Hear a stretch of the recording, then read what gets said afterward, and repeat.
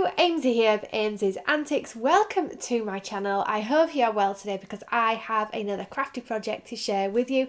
And this one is a throwback to last week's video and one of the Etsy craft kits that I used in that, and making up the craft kit in this video. So I'm going to show you the making of the dried flower terrarium to have a really nice bit of DIY pretty decor on your shelf. So if you would like to see the making of the craft kit and the dried flower terrarium, then let's get crafting.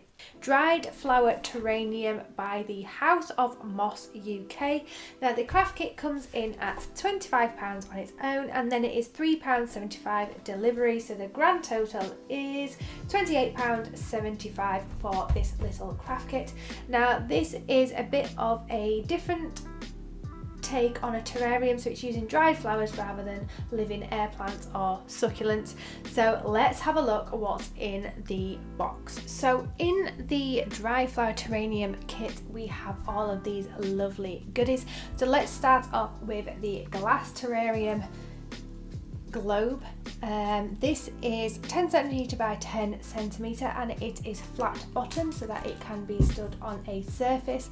Now what they advise is that you don't hang it up once it is completed, because the glass tip here is quite delicate and it won't withstand the weight of it being hung, so it does need to be placed on a shelf, but you know, still pretty nonetheless. And in the pack we also get some sand. Now you can choose between natural sand and white sand, and I've gone for the white sand here because I just thought that goes better with my decor and it sets off the lovely dried flowers really nicely. So there's the sand. And going on to the dried flowers, so we have some dried flowers and grasses here, and these are in lovely shades of vibrant pinks as well as some neutrals, and then we have a pop of blue and purple. And when I saw this I knew I had to have it because these colours just go so well with my decor, and I like the muted tones, and then there's a pop of colour that is just my style down to a T. So yes, there's various different flowers and dried grasses in this one. So that's that. And finally in this little packet we have, I'll turn it over so you can see, we have some gemstones here. So there's lots of different types of miniature gemstones to go into the terrarium, as well as a few little shells for that beachy look as well. And there is the instructions of how to sort of put it together and the best tips and tricks of getting it looking nice. So this is the dried terrarium kit by House of Moss UK. So the first step in creating the DIY dried flower terrarium is to place in the sand. Now I originally tried to put this in with a spoon, but found if I turned the globe onto its side so the opening was facing up and then just poured the sand in from the packet, it was so much easier. And all you needed to do was give it a gentle tap and shake to get the sand in place on the bottom of the globe like so.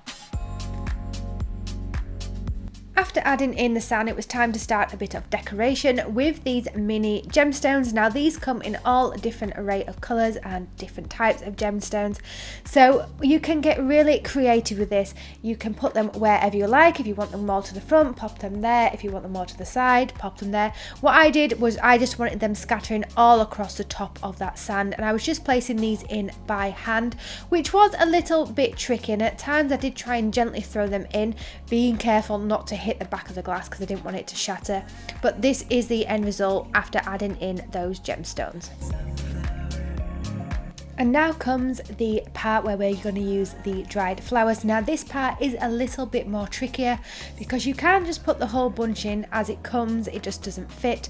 So what I found was using some tweezers and placing them in little bits of sections really helped.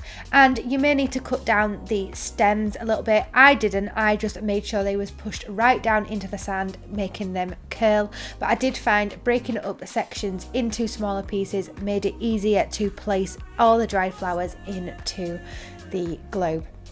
Now you can really play about this and put them wherever you like, so play about with the design and just keep adding the flowers until everything is added together.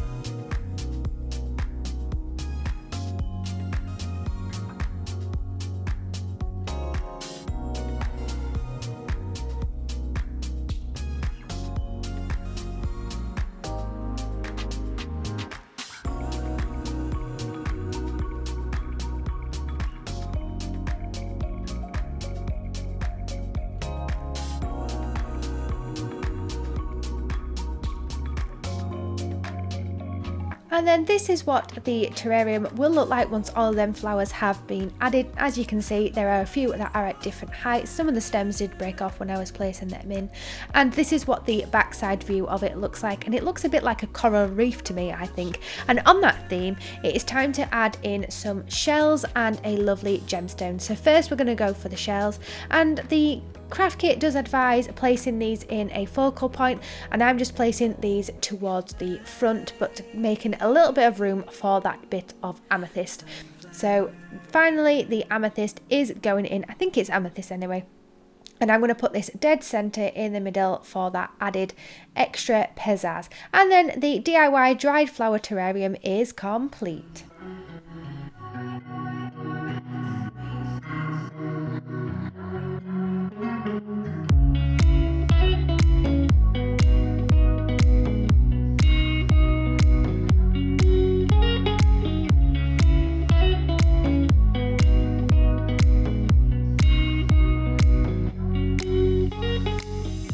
They have how to make a dried flower terrarium using the House of Moss UK craft kit from Etsy.